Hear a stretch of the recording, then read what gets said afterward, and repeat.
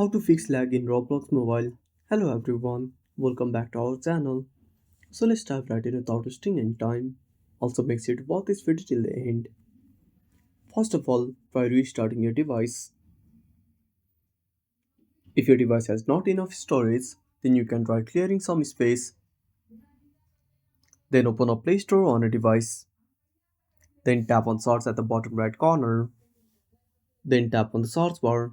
Now type Roblox. Now tap on search. Now tap on Roblox and make sure to update to the latest version. If any update is available, simply tap on Update, then go back to the home screen and open up Settings on a device.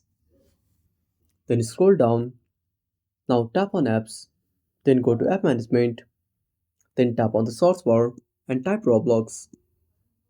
Now tap on Search at the bottom right corner. Now tap on Roblox, click on Force Stop and go to Storage Usage.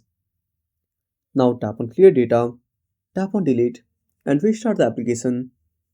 I hope this should fix the issue. And that's it. Thanks for watching. Make sure to subscribe our channel and hit the bell icon. See you in the next video.